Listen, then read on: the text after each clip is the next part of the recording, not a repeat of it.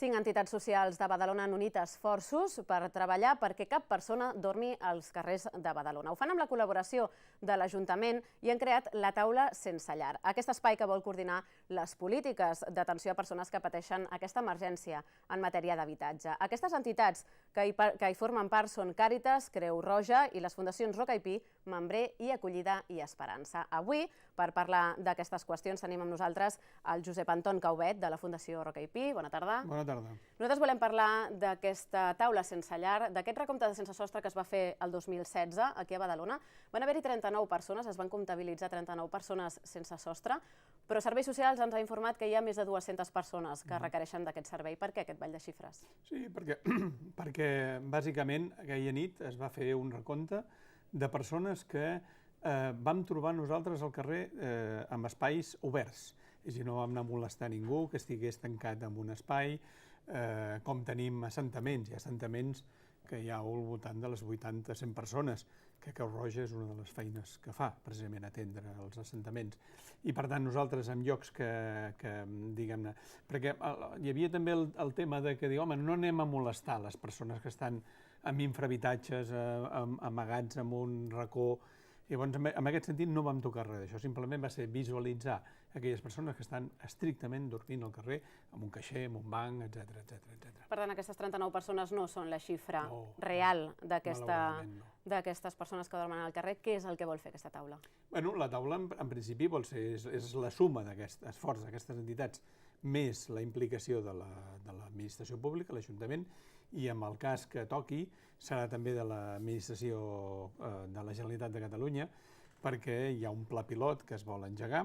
Tot això, en definitiva, és el treball de bastants anys. Per exemple, la Folra porta molts anys treballant a la ciutat de Badalona i de manera sense fer soroll i de manera molt activa. Hi ha entitats com Acollida i Esperança que també porten molts anys treballant amb aquests col·lectius, la Fundació Membré, que té pisos. És a dir, la suma de tot aquest esforç vol ser l'efecte de la taula.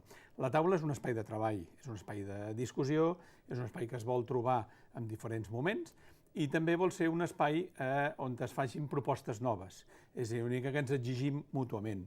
I el que també sabem és que la feina que estem fent fins ara no és suficient, que cal millorar-la, cal reforçar-la i cal, diguem-ne, que les entitats anem molt més enllà, perquè la realitat, malauradament, cada dia és més greu. Com cal reforçar-la? Només suposo que en pressupost no, però també fa falta. Sí, tot fa molta falta, perquè a més, sense sostre, el sostre, en definitiva, o la llar. Nosaltres parlem de llar perquè la llar és un espai de vida, és un espai on la gent hi guarda inclús sentiments, hi guarda la història de la unitat familiar. Per exemple, en el cas Canyà, quan parlem de gent sense sostre, vol dir que s'ha trencat la història, s'ha trencat la identitat, s'ha trencat, moltes coses s'han trencat.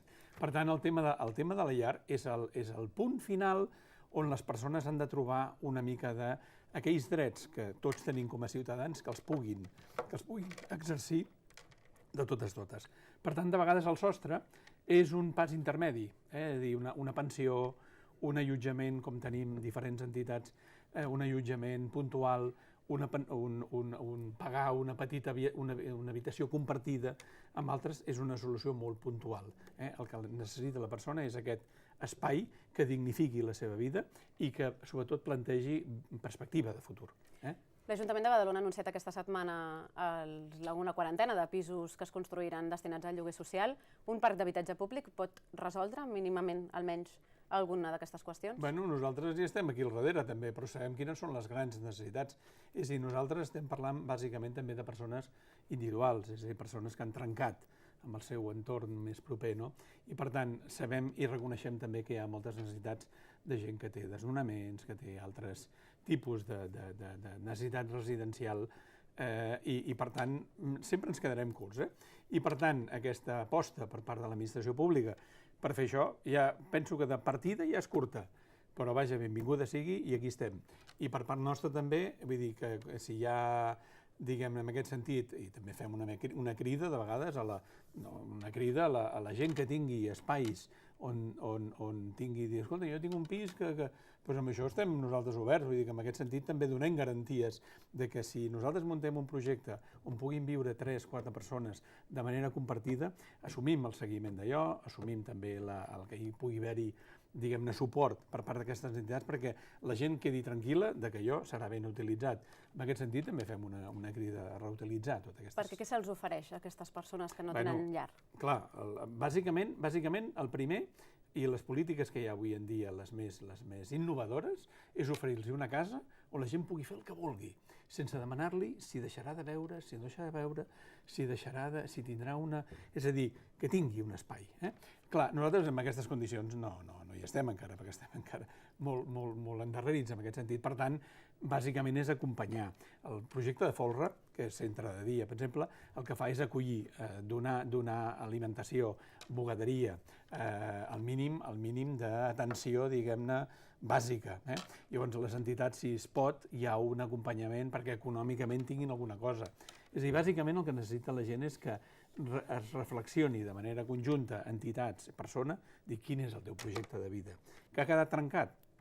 Això no es resol d'un dia per l'altre, quan hi ha hagut aquestes situacions. I també hem de trencar una mica aquest estigma que tenen aquestes persones, que si són violentes, que si són malcarades, que si són... Mira, malcarats, malauradament, a la política n'estem veient molts i no són sense llar ni sense sostre. Responen a un perfil bastant concret, aquest tipus de persones. Sí, això és veritat també, que hi ha gent que quan has patit unes situacions de dèficit tan importants, inclús el teu propi ho has arribat a perdre, el teu propi vol dir la teva identitat de la família, la llar, el treball... Quan has perdut tot això és lògic que tinguis un mal amaror i tinguis una perspectiva de la vida negra i si algú et ve a donar un cop de mà, dir, escolta, deixa'm tranquil que estic bé aquí, dormint al banc. Vull dir que en aquest sentit hem de ser curosos amb aquestes situacions personals, però també hem de, com a entitats, que és el que volem fer, ajuntar-nos, generar més sensibilitat. Agraïm també, i l'Ajuntament sempre hi ha estat aquí, però pensem que hi hem de ser-hi més, que no és només muntar taules, perquè, com diem, a la taula també hi ha d'haver-hi un àpat. I l'àpat l'hem de poder compartir, i per nosaltres és fer feina. Doncs continuarem parlant d'aquesta taula sense llar perquè voldrem saber quines són les mesures primeres que es posaran en marxa. Josep Anton Caubet, de Fundació Roca i Pi, moltíssimes gràcies. Gràcies a vosaltres. Nosaltres continuem amb altres temes perquè la taula sense llar ha estat un dels temes destacats de la setmana, però n'hem tingut d'altres a Badalona. Fora de Badalona Comunicació, amb el repàs de premsa d'altres mitjans, també ens ho explicarà Núria Rodríguez. Hola, què tal?